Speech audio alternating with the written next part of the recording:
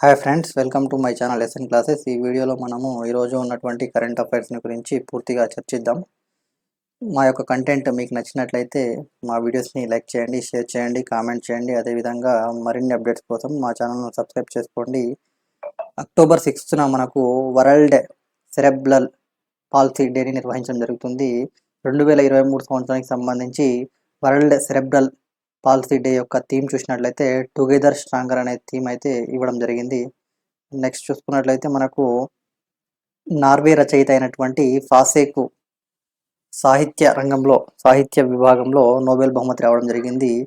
తన నాటకాలు, విశిష్ట వచన శైలితో అవ్యక్తాన్ని వ్యక్తీకరించడంలో సిద్ధహస్తుడైన నార్వే దేశ రచయిత 64 ఏళ్ల ఏన్ ఫాసేకు ఈ ఏటి నోబెల్ సాహిత్య బహుమతిని ప్రదానం చేయనున్నట్టు నోబెల్ సాహిత్య పురస్కార కమిటీ గురువారం ప్రకటించింది.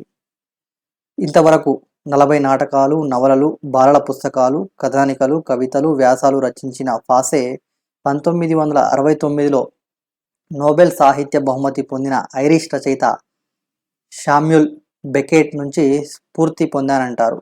ఇతనికి స్ఫూర్తి వచ్చేసి శామ్యూల్ బెకెట్ అనే రచయిత. అతనికి 1969లో నోబెల్ సాహిత్య బహుమతి రావడం జరిగింది. తర్వాత ఫాసేతో కలిపి ఇప్పటిదాకా 4 నార్వేజియన్ రచయితలకు నోబెల్ సాహిత్య బహుమతి వరించింది. ఆ దేశంలో 2 అధికార లిఖిత శైలుల్లో ఒకటైన నైనార్స్క్ శైలిని అనుసరించి నోబెల్ పొందిన రెండో రచయిత ఫాసేనే. ఫాసే తొలి నవల రెడ్ బ్లాక్ 1983లోను, తొలి నాటకం someone is going to come 1992లోను ప్రచురితమయ్యాయి. ఫాసే విరచిత the name, dream of autumn, I am the wind వంటి నాటకాలు అమెరికా, ఐరోపాలో విస్తృతంగా ప్రదర్శితమయ్యాయి. యొక్క మన ఫాసే గారి తొలి నవల వచ్చేసి రెడ్ బ్లాక్ అనేది తొలి నవల. అది 1983లో ప్రచురితమైంది. తర్వాత తొలి నాటకం వచ్చేసి someone is going to come అనేది 1992లో యొక్క ఫాసే గారి తొలి నాటకం ప్రచురితమైంది. అదేవిధంగా ఫాసే గారి the name, dream of autumn, I am the wind వంటి నాటకాలు అమెరికా మరియు ఐరోపాలో విస్తృతంగా ప్రదర్శితమయ్యాయని చెప్పేసి మనకు నార్వే రచయిత అయినటువంటి ఫాసేకి నోబెల్ సాహిత్య అవార్డు రావడం జరిగింది. అభ్యర్థులు దీన్ని గుర్తుపెట్టుకోవాలి. తర్వాత నార్గెస్ మొహమ్మదీకి నోబెల్ శాంతి బహుమతి రావడం జరిగింది. ఈ ఏడాది ప్రతిష్టాత్మక నోబెల్ శాంతి బహుమతి ఇరాన్కు చెందిన మానవ హక్కుల కార్యకర్త నార్గెస్ మొహమ్మదీని వరించింది. 2023 సంవత్సరానికి సంబంధించి నోబెల్ శాంతి బహుమతి అనేది మానవ హక్కుల కార్యకర్త ఇరాన్ దేశానికి చెందినటువంటి నార్గెస్ మొహమ్మదీకి వరించింది. ఇరాన్లో మహిళల అణచివేతకు వ్యతిరేకంగా ఆమె చేసిన పోరాటానికి గాను ఈ అవార్డును అందజేస్తున్నట్లు నార్వే నోబెల్ కమిటీ ప్రకటించింది. నోబెల్ ఇతర బహుమతుల మాదిరిగా కాకుండా శాంతి బహుమతిని నార్వే నోబెల్ కమిటీ ఓస్లోలో ప్రకటిస్తుంది. నోబెల్ శాంతి బహుమతి అనేది నార్వేలో ప్రకటించడం జరుగుతుంది. దీనికి నార్వే నోబెల్ కమిటీ యొక్క విజేతను ప్రకటించడం జరుగుతుంది. ఇది ఓస్లోలో జరుగుతుంది. గతేడాది ఇరాన్లో మహిళల హక్కుల కోసం నార్గెస్ మొహమ్మదీ చేసిన అలుపెరగని పోరాటానికి గాను ఈ ఏడాది ఆమెకు నోబెల్ శాంతి బహుమతి వరించింది. 2022 సెప్టెంబర్లో ఇరాన్లో హిజాబ్ సరిగా ధరించలేదని 22 ఏళ్ల Mahsa Jinnah omni moral policing చేస్తున్న పోలీసులు తీవ్రంగా కొట్టి చిత్రహింసలకు పెట్టడంతో ఆమె చికిత్స పొందుతూ మరణించింది. ఈ ఘటన ఇరాన్ వ్యాప్తంగా కొన్ని నెలల పాటు తీవ్ర ఉద్రిక్తలు, హింసాత్మక ఘటనలకు దారితీసింది. ఇరాన్లో కొనసాగుతున్న మోరల్ పోలీసింగ్కు వ్యతిరేకంగా లక్షలాది మంది మహిళలను రోడ్లపైకి వచ్చి ప్రభుత్వానికి వ్యతిరేకంగా పెద్ద ఉద్యమాన్ని నడిపారు ఈమె. ఈ ఏడాది ఈ పురస్కారం కోసం మొత్తము 351 నామినేషన్లు వచ్చినట్లు కమిటీ తెలిపింది. ఇందులో 259 మంది వ్యక్తులు, 92 సంస్థల పేర్లు ఉన్నాయని చెప్పేసి ఇవ్వడం జరిగింది. గుర్తుపెట్టుకోండి, నోబెల్ శాంతి బహుమతి అనేది ఇరాన్కు చెందినటువంటి నార్గెస్ మొహమ్మదీకి రావడం జరిగింది. Next, SBI chief Dinesh khara పదవీకాలం పొడిగింపు. భారత బ్యాంకింగ్ దిగ్గజం ఎస్బీఐ చైర్మన్ దినేష్ ఖారా పదవీకాలాన్ని వచ్చే ఏడాది ఆగస్టు వరకు పొడిగించేందుకు ప్రభుత్వం గురువారం ఆమోదం తెలిపినట్లు సంబంధిత వర్గాలు తెలిపాయి. ఒక ఎస్బీఐ చీఫ్ అయినటువంటి దినేష్ ఖారా గారి యొక్క పదవీ కాలము 1 సంవత్సరం పాటు పొడిగించడం జరిగింది. నెక్స్ట్ ప్రభుత్వ ఉద్యోగాల్లో మహిళలకు 35% రిజర్వేషన్లు. మధ్యప్రదేశ్ ప్రభుత్వము నోటిఫికేషన్ అని చెప్పేసి మధ్యప్రదేశ్ ప్రభుత్వము మహిళలకు 35% రిజర్వేషన్లు ప్రభుత్వ ఉద్యోగాల్లో కల్పించినట్లు ప్రభుత్వం నోటిఫికేషన్ జారీ చేసింది. అటవీ శాఖ మినహా అన్ని రకాల ప్రభుత్వ ఉద్యోగాల్లో మహిళలకు 35% రిజర్వేషన్లు కల్పిస్తూ మధ్యప్రదేశ్ ప్రభుత్వం తాజాగా నోటిఫికేషన్ జారీ చేసింది. ఈ మేరకు Madhya Pradesh civil services special provision for appointment of women rules 1997కు సవరణ చేసింది. ప్రభుత్వ ఉద్యోగాల భర్తీలో ఇకపై మహిళలకు 35% కోటా అమలవుతుందని నోటిఫికేషన్లో పేర్కొనడం జరిగింది. గుర్తుపెట్టుకోండి, ప్రభుత్వ ఉద్యోగాల్లో మహిళలకు 35% రిజర్వేషన్ను ఇటీవల ఏ రాష్ట్ర ప్రభుత్వము కల్పించిందంటే మధ్యప్రదేశ్ అని చెప్పేసి మనము ఆన్సర్ ఇవ్వాల్సి ఉంటుంది. నెక్స్ట్, ఒక్క ఆడపిల్ల ఉంటే రూ. 2 లక్షలు భ్రూణ హత్యల నివారణకు ప్రోత్సాహకం ప్రకటించిన హిమాచల్ ప్రదేశ్. ఆడపిల్లల భ్రూణ హత్యల నివారణకు హిమాచల్ ప్రదేశ్ ఒక కొత్త మార్గాన్ని ఎంచుకున్నది. ఒకే ఒక్క ఆడపిల్ల ఉన్న తల్లిదండ్రులకు రూ. 2 లక్షలు ప్రోత్సాహకంగా ఇస్తామని ప్రకటించింది. గతంలో ఒక ఆడపిల్ల ఉన్న తల్లిదండ్రులకు 35,000 ఇన్సెంటివ్గా ఇచ్చేవారు. ఇప్పుడు దానిని 2 లక్షల రూపాయలకు పెంచినట్లు హిమాచల్ ప్రదేశ్ ముఖ్యమంత్రి సుఖ్వీందర్ సింగ్ సుకు చెప్పడం జరిగింది. గుర్తుపెట్టుకోవాలండి, ఒక ఆడపిల్ల ఉంటే 2 లక్షల ప్రోత్సాహకం అందించినటువంటి రాష్ట్రం ఏదంటే హిమాచల్ ప్రదేశ్ అని చెప్పేసి గుర్తుపెట్టుకోవాలండి. అదేవిధంగా హిమాచల్ ప్రదేశ్ లింగ నిష్పత్తి 1000:950గా ఉంది. దేశంలో అత్యుత్తమ రాష్ట్రాల్లో 3వ స్థానంలో ఈ యొక్క హిమాచల్ ప్రదేశ్ రాష్ట్రం అయితే ఈ యొక్క లింగ నిష్పత్తిలో 3వ స్థానంలో ఉంది. గుర్తుపెట్టుకోండి. నెక్స్ట్, టెలికాం ఫైబర్లో 380 కిలోమీటర్ల దాకా సురక్షిత క్వాంటమ్ కమ్యూనికేషన్. ఢిల్లీ ఐఐటి పరిశోధకుల ఘనత. టెలికాం ఫైబర్లో 380 కిలోమీటర్ల దాకా సురక్షిత క్వాంటమ్ కమ్యూనికేషన్ దాన్ని ఢిల్లీ ఐఐటి పరిశోధకులు ఈ రంగంలో ఘనత సాధించడం జరిగింది. సైబర్ సెక్యూరిటీ రంగంలో విప్లవాత్మక మార్పులకు నాంది పలికే దిశగా ఐఐటి ఢిల్లీ పరిశోధకులు కీలక ముందడుగు వేశారు. ప్రామాణిక టెలికాం ఫైబర్లో 380 కిలోమీటర్ల వరకు సురక్షిత క్వాంటమ్ కమ్యూనికేషన్ను వారు సాధించగలిగారు. 380 కిలోమీటర్ల వరకు సురక్షిత క్వాంటమ్ కమ్యూనికేషన్ను సాధించి ఐఐటి ఢిల్లీ పరిశోధకులు ఘనత సాధించారని చెప్పేసి మనకైతే ఇక్కడ న్యూస్ రావడం జరిగింది.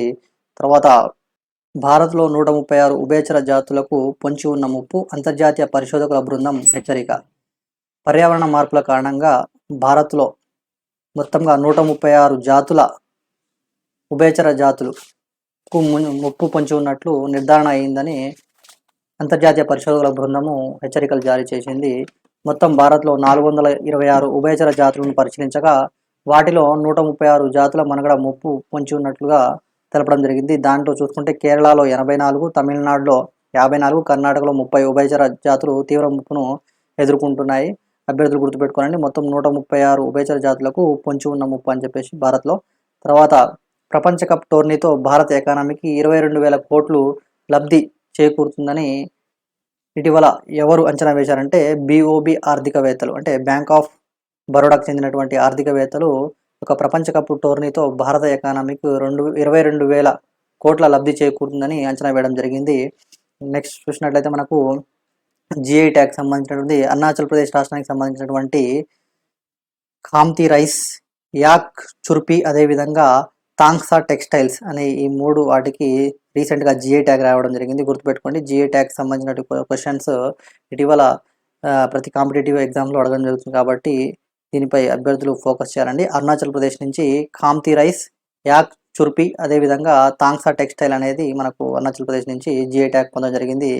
అదేవిధంగా reserve bank of India 4th బైమంత్లీ ప్రతి 2 నెలలకు ఒకసారి reserve bank of India monetary policy committee యొక్క MPC మీటింగ్ జరుగుతుంది. దానిలో భాగంగా ఇవాళ ప్రకటించినటువంటి రేట్స్ చూసినట్లయితే రెపో రేటు 6.5%గా, అదేవిధంగా SDF standing deposit facility rate 6.25%, marginal standing facility rate 6.75%గా, bank rate 6.75%, fixed reserve repo rate 3.35%, CRR 4.5%, SLR 18%గా ఉంచడం జరిగింది. నెక్స్ట్ చూసినట్లయితే ముత్తిరెడ్డికి ఆర్టీసీ, రాజయ్యకు రైతు బంధు సమితి చైర్మన్లుగా నియామకం. తెలంగాణలో 3 కార్పొరేషన్లకు చైర్మన్లను, ఒకదానికి వైస్ చైర్మన్ను నియమిస్తూ ప్రభుత్వం గురువారం ఉత్తర్వులు జారీ చేసింది.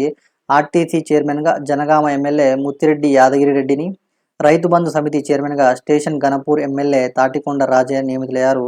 ఎంబీసీ చైర్మన్గా నందికంటి శ్రీధర్, మిషన్ భగీరథ వైస్ చైర్మన్గా ఉప్పల వెంకటేష్ గుప్తాను నియమించడం జరిగింది. గుర్తుపెట్టుకోవాలండి.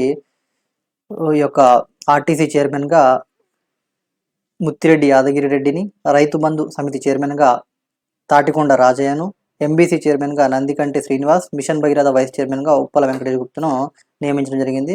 తెలంగాణ పాయింట్ ఆఫ్ వ్యూలో ఇంపార్టెంట్ అండి, గుర్తుపెట్టుకోండి. అదేవిధంగా హైదరాబాద్ నగరానికి వరద హెచ్చరిక వ్యవస్థ, అర్బన్ ఫ్లడ్ ఇన్ఫర్మేషన్ సిస్టమ్ అభివృద్ధి, ఐఐటి హైదరాబాద్ పరిశోధన బృందము రూపకల్పన, వచ్చే ఏడాది పైలట్ ప్రాజెక్టు ప్రారంభము, వర్షమిత్ర పేరుతో ప్రచార మస్కట్ అని చెప్పేసి మనకు ఇక్కడ కరెంట్ అఫైర్స్ పాయింట్ ఆఫ్ వ్యూలో వరద సమస్య నుంచి హైదరాబాద్ మహానగరాన్ని గట్టెక్కించేందుకు ఐఐటి హైదరాబాద్ కార్యాచరణ రూపొందిస్తున్నది. ఇందుకు గాను అర్బన్ ఫ్లడ్ ఇన్ఫర్మేషన్ సిస్టమ్ను అభివృద్ధి చేస్తున్నది. ఈ ప్రాజెక్టుకు అవసరమైన సమాచార సేకరణ, క్రోడీకరణను ప్రారంభించింది.